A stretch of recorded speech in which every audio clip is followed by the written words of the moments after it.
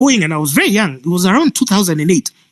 And I remember going there. I was just finding guys. It was like Muhindis and it was just foreigners who were there, who went to give their budget committee. But I went, I spoke to them. And instead of doing my projects the way I had presented it, because it would have created a lot of jobs for the young people and we wouldn't be having the problem today, what did they do? They passed a law using my proposal where every constituency got 1 million shillings for football. I'm seeing some MPs who were in office at the time. They will tell you they got 1 million shillings for every constituency for football. Just know that was my proposal that was implemented inversely, because we are dealing with a bunch of stupid idiots in parliament, bureaucratic pieces of shit. And when we are saying that we want to get rid of and we want to overhaul our economic structure, we have to start with Treasury, we have to start with Central Bank, we have to start with the Ministry of Energy and other places where World Bank and IMF have seconded their stooges, their surrogates, to implement policies that are going to fuck us up.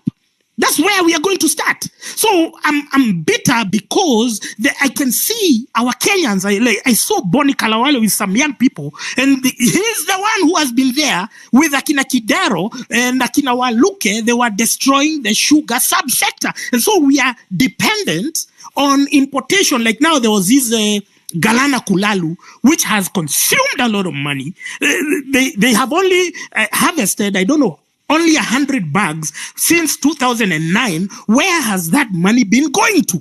These are glaring corruption undertakings by the people who you then now come to worship in church. They come and donate money. They come with words of cash. And you guys are just there worshiping them. You guys are there worshiping them because they are driving big cars. You have to understand that our oppression is intertwined with the current political establishment. So we need to overhaul everything. I saw some of you useless bastards. You have no shame, and you are saying Matiang'i is the scandals. He's been there in the Roraka land scandal. He created this CBC, which has messed us up, and you are there without any honor or shame saying, yeah, Matiang'i, because you've been paid a few shillings. Come on, man.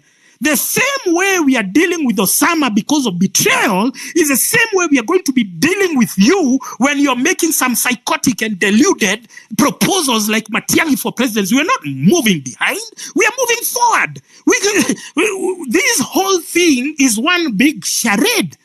Our companies which had employed our people. And so I would see people, you know, because you are used to your parents having money. You are used to your parents having money to pay your school fees, your hospital and whatever. And then suddenly they've lost their jobs. You don't understand why they lost their jobs. But they used to work in they used to work in Mumias. They used to get a job. They used to work, and you used to also get healthcare attached to your parents. And somehow I would see people sinking into depression. And then what was the other solution that the boomers at the time came up with? Oh, let's immigrate. So all of them, let's go to America. Let's go to Britain. Let's go to where? But how long shall we run away from self-manufactured problems? Because you elect thugs. You elect idiots. These idiots then go and steal your money. You understand it's a chain, and you are part of it. You are an active participant. So the thing here is, we in our pursuit for progress, in our pursuit to overhaul this entire system, we are looking at Ruto. Ruto must fall. That is guaranteed, whether we like it or not. He is going to fall, because we have decided as a people that he is not serving our interests. Anytime we have given an opportunity for him to speak in the media, to rise to the occasion, to tower above his parochial interests, he has gone on and to let us down. He's saying the dumbest shit. He's asked, hey, can we do this? Can we do that? He doesn't do anything.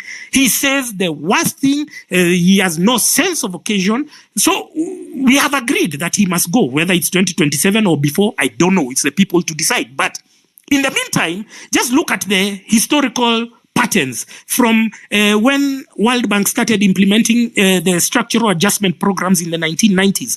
The people who grabbed our companies, So when we are talking about audit, and I saw some audit committee made, it's just a mockery. These guys are insulting our collective intelligence. That those guys, they've put the most irrelevant of guys, they put the most useless of guys, because any committee that is talking about an audit without Okia Omtata and Jimmy Wanjigi is just a spectacular waste of time. So because we have detected the insincerity of these useless bastards, they have no intention of even meeting any of our requirements because they have not done anything so far.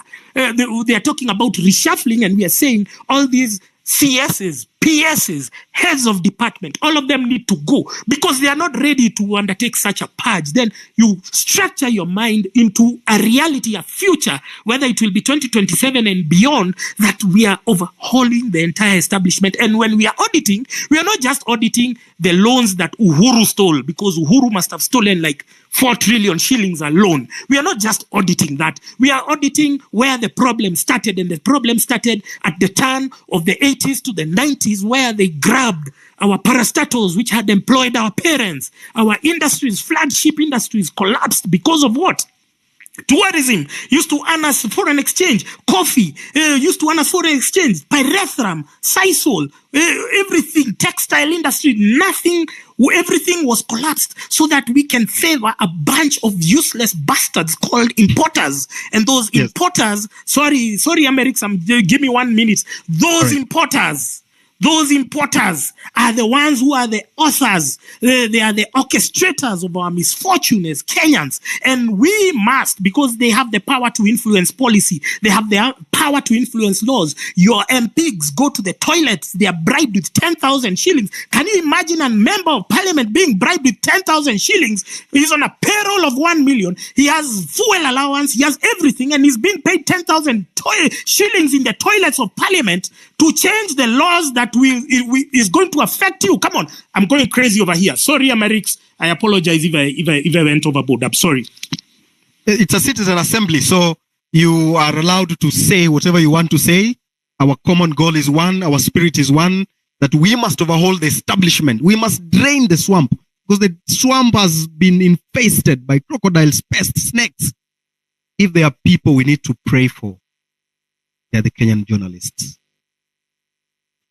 The other day, I was reading an article that journalists at Standard have not been paid for 8 months. It is really, really heartbreaking. You can imagine a journalist is supposed to wear very good clothes. He or she must wear a very friendly face so that they can come on your screen and give you a story of a politician stealing money. And this journalist has nothing in the house, has not paid rent, doesn't know how they will go back. They have a car, yes, but they will park that car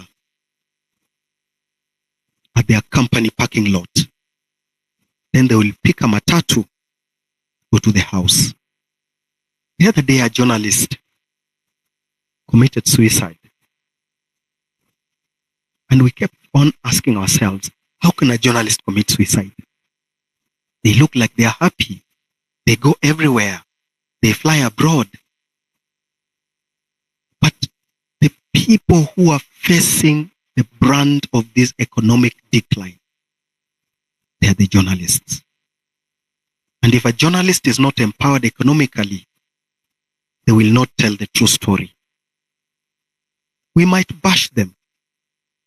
We might say all that we have about journalists and what they write.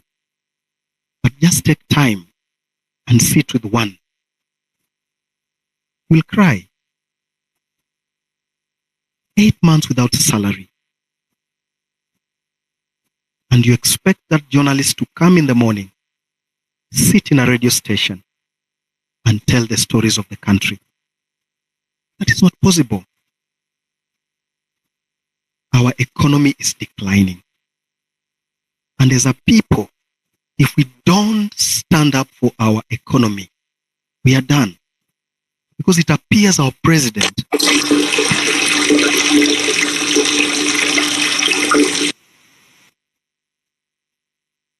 because it appears our president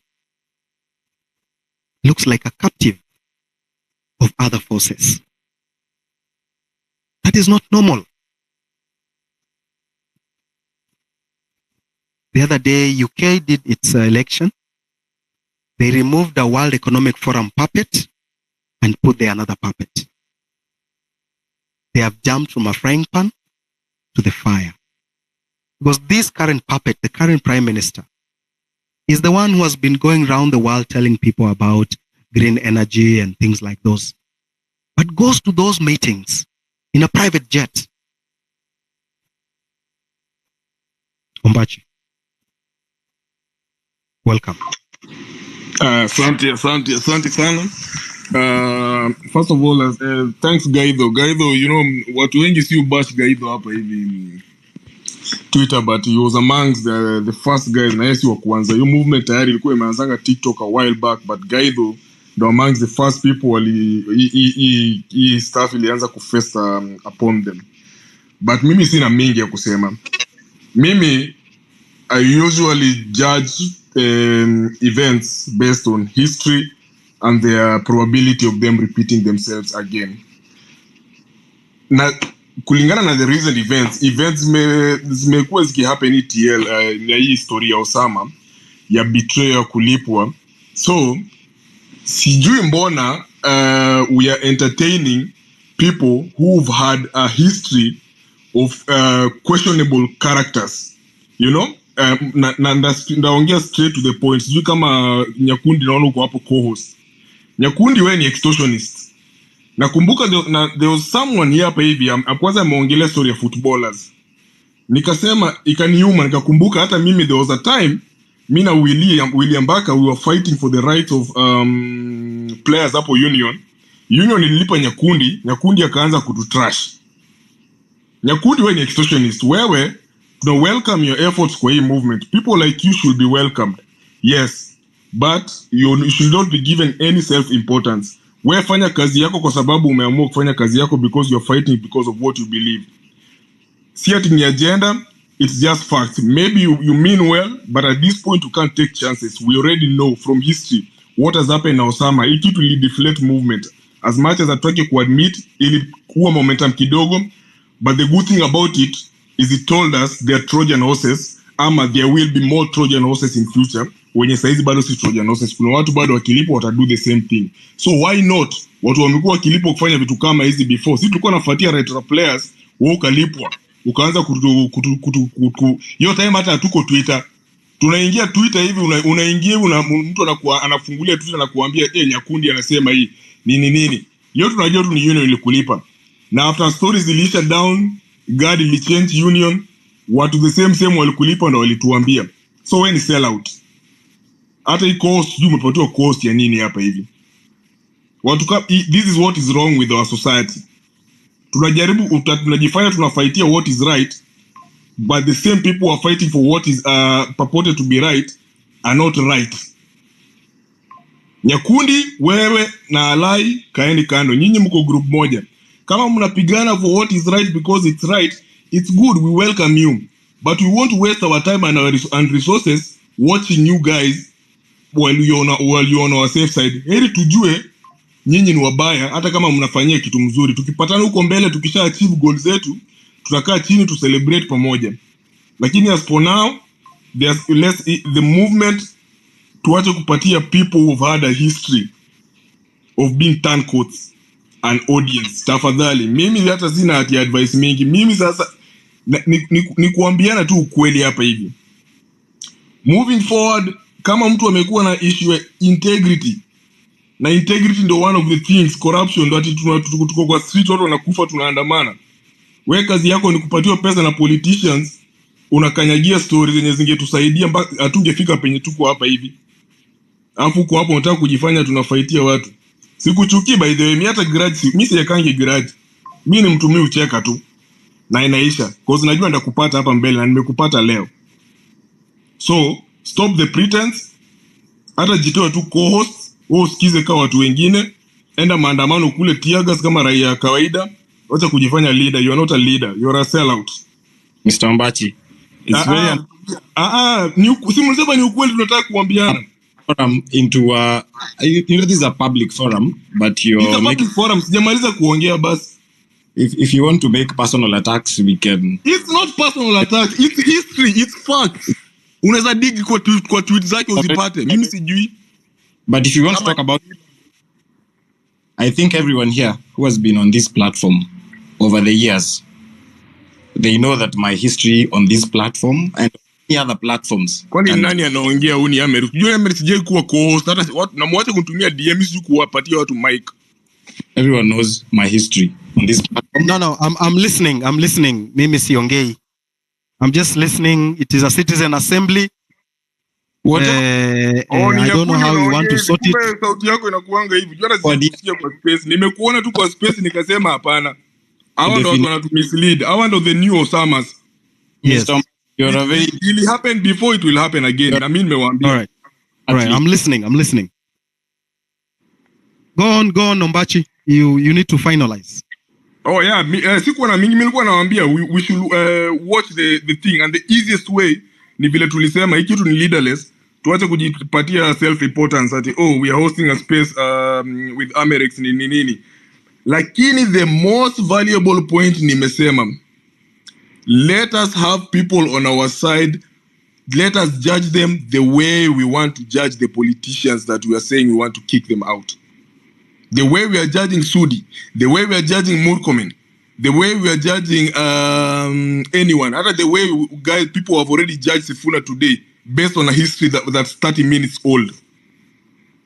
Kama ni hivyo, democracy cuts both ways. Tukue honest with each other. Me, I'm a truthful, honest man. Tukue honest with each other. Me, I'm not a good person or the best person or whatever. But the thing is, I know I'm honest. Chenye itakuja kwa mdomo, nitasema akili kiprocess, kama ilikuwa mbaya ndakuambia pole baadaye. Na tutaelewana, maisha itaendelea. So those are facts. Mimi chenye nasema, Nyakundi, wewe ni sell out, unatuenjoy, wewe ukilipwa saa hizi, wewe utatugeuka. Mwache kudanganya. Ni kama Alai ujue kuna space. Sijui kama kuna mtu alikuwa kwa hiyo space. Nilianza kuongea hivi, nikaanza kuongea, nikaanza sasa kuchachisha watu, wakaanza kuchachisha. Kumbe jamaa alininyongea space, nimechangamka, nimeongelesha mosquito 30 minutes. Ndo nashangaa. Na hii hata nikiangalia TL sioni nini inaendelea hapa hivi. Kumbe jamaa alishaninyongea. Alafu kesho yake ndo unakuja kuona jamaa na tweet vitu zingine hot and cold. Ndo nikaangalia hivi nikasema, huyu jamaa ni sell out. Nikaanza kujiuliza sana nini mbaya. Mpaka watu hata I don't agree with them. Mtu kama Asamo. Ndo nikauliza Asamo bana, huyu jamaa wenu kwani anakuangaje hivi? Because mimi mimi sikuwa najua history yake. Nyakundi mimi nilijua kwa sababu yeye alilipwa atanishi jina yetu. Kuna hata ukiingia kwa tweet zake utapata kama hajadelete. So mimi sina mengi ya kusema, ni kupoint out makosa. Mimi niko kama mtu mwingine kwa hii movement. Natokea kwa street to do my part, lakini nikiona makosa yote mahali, whether uko juu ama uko chini, enye niko in a position ya point out, I will point it out. Ndio isikuje kutubite uko mbele, alafu nianze kusema by the way nilikuwa najua hii story ati watu wanakuja wanaanza kusema huyo tulikuwa tunajua ni sell out. Mbona huku tuambia? Wewe basi pia wewe even you are a sell out. So mimi sina mengi ya kusema, ni hayo tu, na I think ni hiyo tu nimesema. Ukiniwekeka hapa hivi utapata zingine. Asante sana Deno. Nashukuru sana. Thank you for joining. Are you still in China? Niko China mazee, na hapa ni 3 sasa hivi 3:30 na bado silali. Hii space hii ni hadi kesho. Asante sana. Now let me go to Willis. In fact hata niongeze vile niko hapa, hii story ya my youth imeniudi.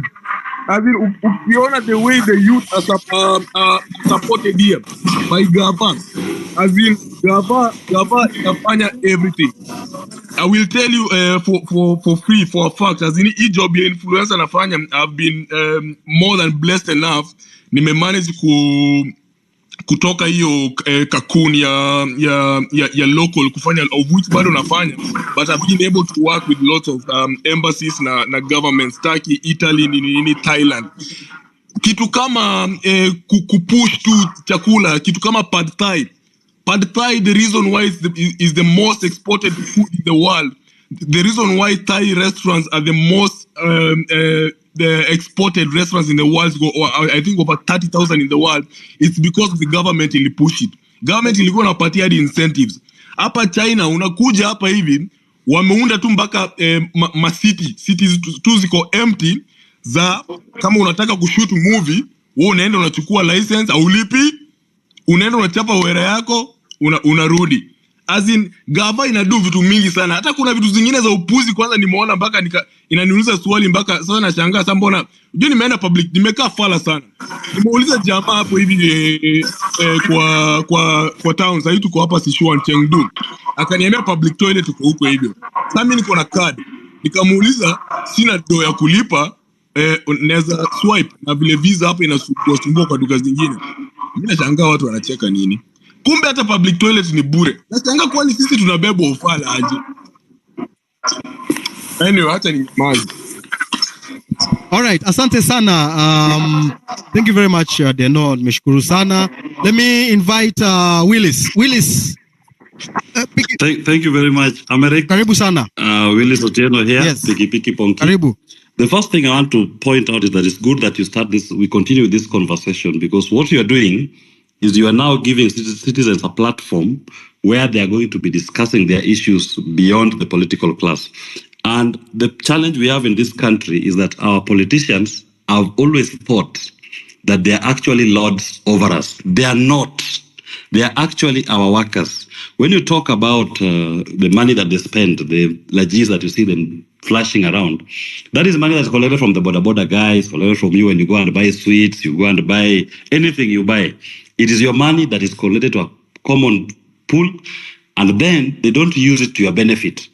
And it is important that we note that when we breached parliament last week, the Kenyan people took sovereignty into their hands. What the political establishment is trying to do is to take it away, to take it back from you. And they are going to do everything possible to try to get that power back from you. It is our responsibility not to hand it over back to them until the day we'll go to a ballot and we elect a group that we believe will recognize that the people are superior even to the constitution.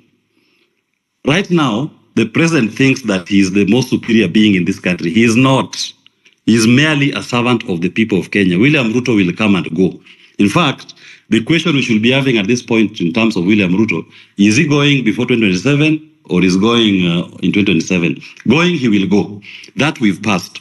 What we must engender in our governance is that going forward, you must understand what we call the People's Charter. And that People's Charter, I normally summarize it to be one thing. It is about the welfare of the people and giving human beings, the people of Kenya, dignity in whatever you are doing. So anything that anybody does that does not give dignity to the individual, you must take it away. I've had the conversation about some within the space who will betray the movement. Whenever I talk to the politicians who are in the 1980s and the 90s struggle, they will tell you that they were betrayed by the most unlikely quarters, people whom they didn't even expect to betray them. Allow me just to give an example, for example, of Raila Odinga, who once mentioned one of the people who, when he sent an emissary to pass a message that he was in detention, that emissary, when he reached to a close relative, the close relative told the emissary, never come back to me with a message from Raila Odinga. And that is his close relative. He disowned him because he feared for himself. There are others who also decided to sell their fellow detainees just because you are offered 10,000 Kenya shillings, 100,000 Kenya shillings. So we will expect also in this particular quest, there are so many people in this space who will sell the movement for personal gain. But I assure you, what we are going through, there is nobody in Kenya who has ever gone through this process. In the sense that it is now the people of Kenya in their collective without a leader who are determining their future. And that future is premised on going forward. Our governance will be about us, not about the people we put in office. And anybody assuming that office, anybody who's going to be paid to betray this cause, I'm not cursing you, but I am promising you, you shall fail. And we will be here to witness the collapse of that enterprise. The third thing I want to point out, I've heard what Deno said about Cyprian. I will not want that we spend too much time discussing personalities, but at least they know I said, they just want to put it out there so that we also do our own self-introspection. You may have had at some point in the past, but nothing stops you from picking up the piece and saying, for the common good, for the better of the entire movement and the people of Kenya. Because when Kenya is great, it's great for all of us. You are now going to have leave that past and focus on this movement that is going to achieve a unity and a new country that makes sense to all Kenyans. Kenya must now make sense to all of us.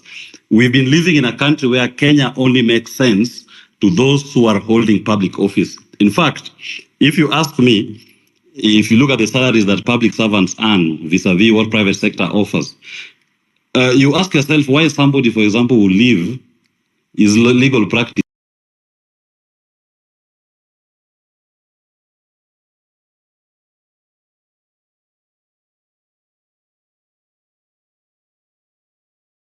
is to go and earn a salary of 300,000 Kenya shillings alone. If he was to appear in any bank with his payslip, no bank will give him that loan. It simply means that he knows leaving private practice to go into government service is now an opportunity for him to accumulate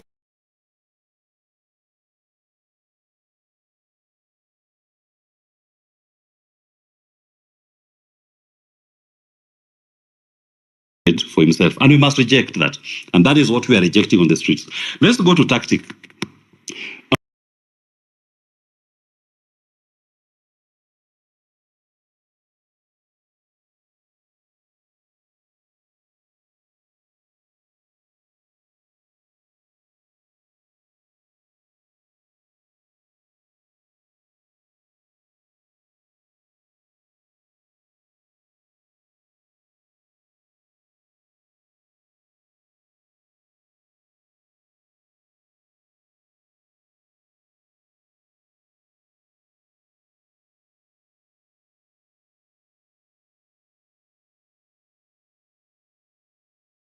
When we are out in those spaces, even them, they love self-introspection.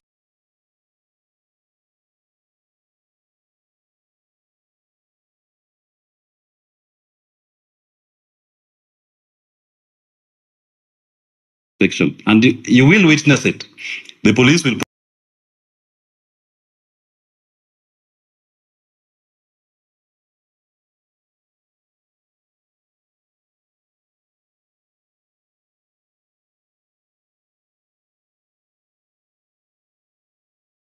the Matibas, the Rubias, Orengos, Railas, Muites went out to the streets to agitate for the repeal of Section 2A.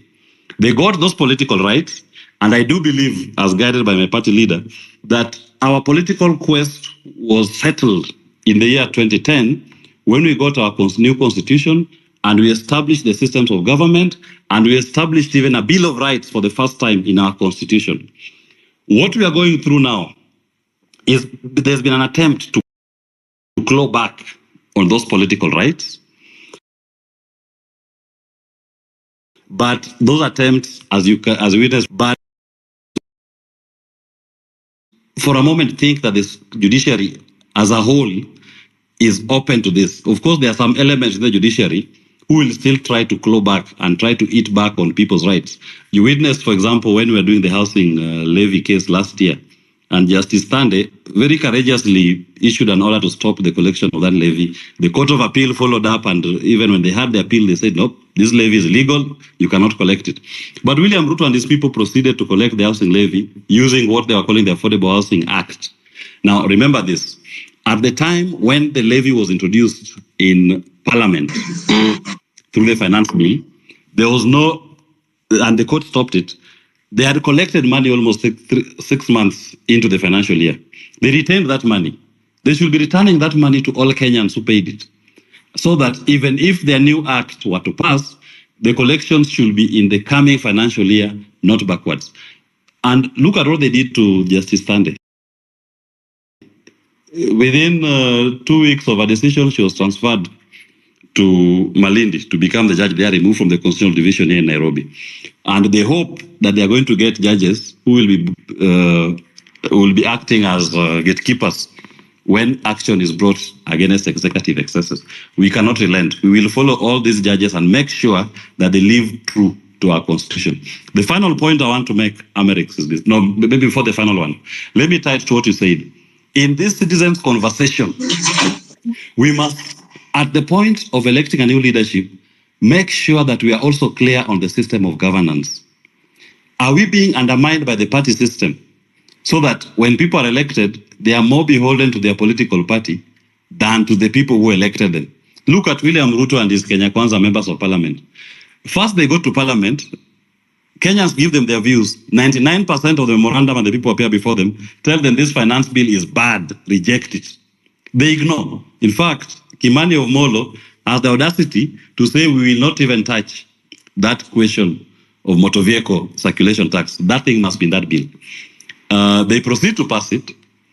Then upon the people of Kenya putting pressure and William Ruto, even in people invading parliament, William Ruto decides to renege. Then he calls those members of parliament and you see all of them clapping behind him, gleefully happy and saying that that's a good decision he has made to reject. Why did we have to lose more than 39 Kenyans to get to that space? Anybody who is occupying a position of leadership, a position in trust, to whom at least 39 Kenyans must die before his wrong can be corrected, does not deserve to sit in any public office in this country. Those members of parliament are cursed, and I curse them. And I say this, Kenyans must continue denying them audience in whatever space they appear, because they are no longer representing the collective will of the people who voted them. And I want to urge us, sometimes I see some of our compatriots attacking those who voted for Kenya Kwanza or those who voted for some of these MPs. The fact that somebody voted for Kenya Kwanza or an MP, don't take it that he is now beholden to that person. When somebody has withdrawn his vote, his support, we urge them to join the movement, because our enemy is not that person who voted. Maybe he was misled. He was lied to on election day. But now he has seen the folly of his ways and he has seen through. It's even encouraged that when somebody recalls his vote and says that this MP is no longer representing what I voted for, that is a person that becomes an ally and you help him in his fight against his MP. So let's avoid cross-party or cross-voting attacks against each other. Our common enemy is William Ruto and Kenya Kwanza. Those are the people who have put us in this pain. The final point I want to make, and I hope my leader, Jimmy, I had Amerix, you try mentioning him if he could join.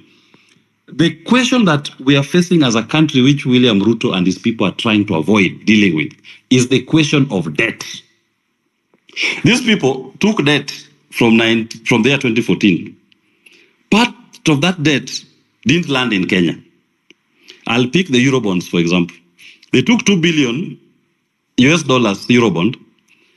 At that time, Jacob Juma, there's a gentleman, I think it's called Owiti, and even David Ndii was in that group. ODM convened them, and they went through to trace the movement of that money. And right at that point, even threatened to lead Kenyans to storm Treasury building, to release where the money went. Upon that threat, Treasury released the first proof of payment.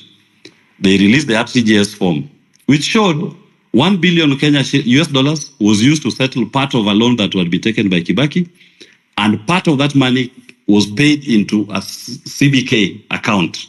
Correct, accounted for. The second part, 1 billion US dollars, at that time is almost 100 billion Kenya shillings.